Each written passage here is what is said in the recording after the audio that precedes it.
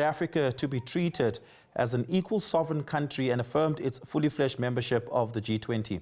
This was just his latest response after U.S. Secretary of State Marco Rubio attacked the South African government in a Substack article, accusing it of having an appetite for racism and tolerance for violence against its Afrikaner citizens. Rubio further framed South Africa's G20 presidency as the politics of a grievance that had nothing to do with economic growth, and that the U.S. government would not extend an invitation to the country to participate in the G20 during its presidency. International Relations Minister Ronald Lamola has also since responded in a lengthy statement warning that no single member of the G20 had the unilateral right to exclude South Africa from the G20. DIRCO spokesperson Chrispin Phiri joins me now for more. Chrispin, good evening. Thank you so much for your time. Really do appreciate it. It seemed quite important for Minister Lamola to set the record straight that the G20 forum was a consensus-seeking forum and that it wasn't the politics of South Africa being unilaterally projected onto the world as seemingly framed by Marco Rubio and the State Department of the U.S., making it as though South Africa's politics was the overwhelming outcome thereof, rather than the process of negotiating, making the necessary trade-off and seeking consensus. Why is it important for South Africa to make that message clear, given that the G20 is now going on forward? Thanks, Oliver. I think it's important to ensure that untruths do not masquerade and continue being paraded without being challenged. And that's really what Minister Lamola wanted to make very clear. Firstly, is that even the composition of the G20, if there are amendments to be made to that, it's done by consensus. It's not one state sitting somewhere and deciding that we no longer like state X and therefore will not invite them. That's not how the G20 works.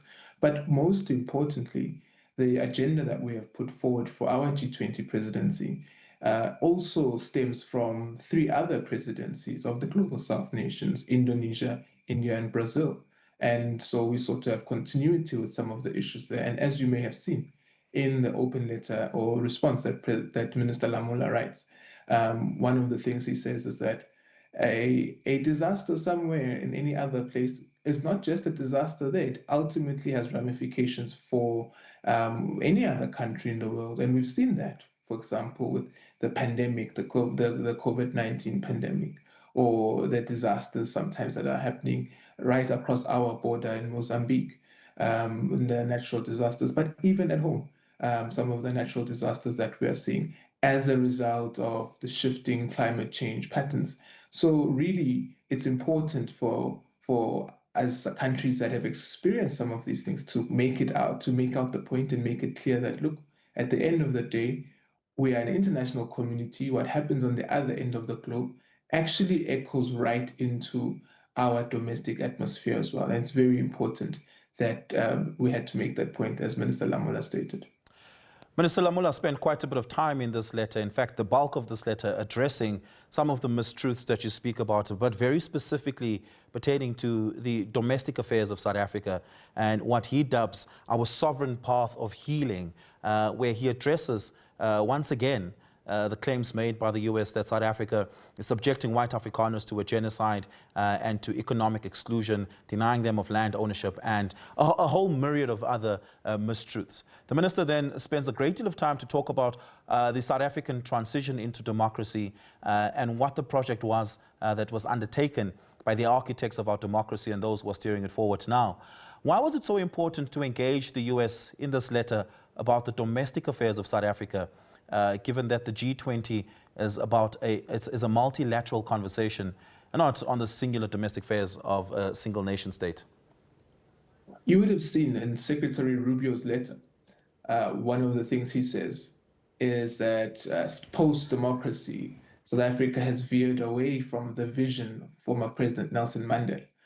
And it was very, very important to really firstly locate President Mandela in the manner in which we understood him as South Africans. And that is that reconciliation and substantive equality and justice are 2 sides of the same coin. And we need to vehemently reject the narrative that seeks to project reconciliation as the end-all and be-all without having substantive justice at the end of the day. So it was very important to address that aspect of Secretary Rubio's letter. In fact, Secretary Rubio goes on to paint former President Mandela as somebody who was only concerned about reconciliation. And in this letter, where Minister Lamola responds, we also remind the US that this is the very same person that they had as a terrorist up until 2008, maybe even 10 years after he had been head of state of South Africa, let alone a revered iconic statesman of the world. So, we really needed to make the point that we know the vision that President Mandela and his generation sought to achieve, and primarily on issues of economic equality. South Africa is a racially unjust country to this very day.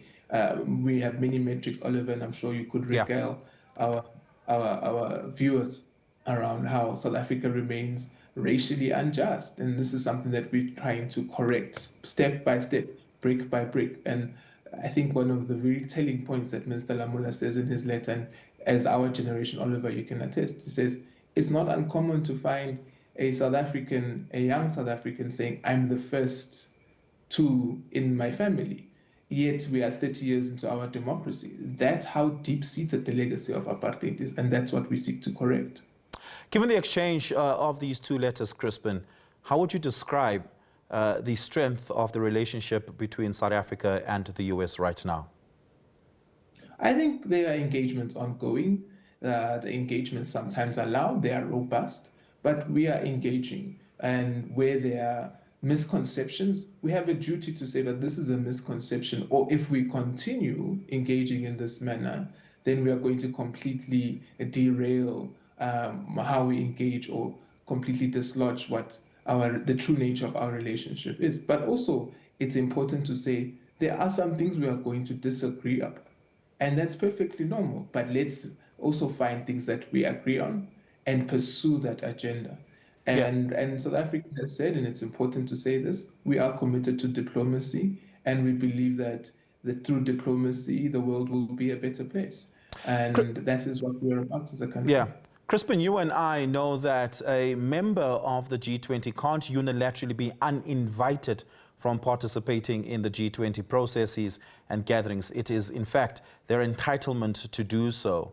But given that the US has taken a position to uninvite South Africa and exclude South Africa from this, what is the official position from the Office of the Minister of International Relations about how South Africa will be responding to this hostility?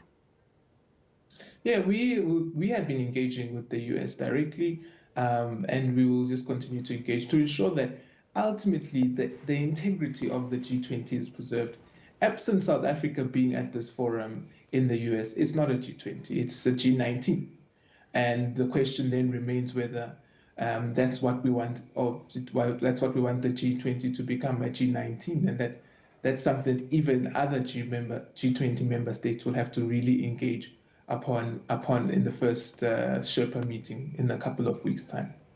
Well, has the South Africa Sherpa, Zane Dango, and perhaps even the minister been engaging other nation states of the G20 on exactly that question?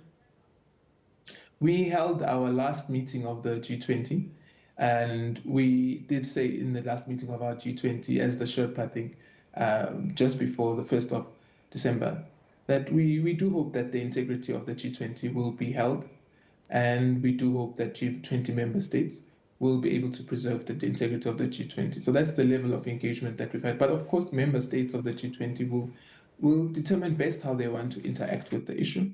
But at the end of the day, we are very clear that absent South Africa, it's a G19.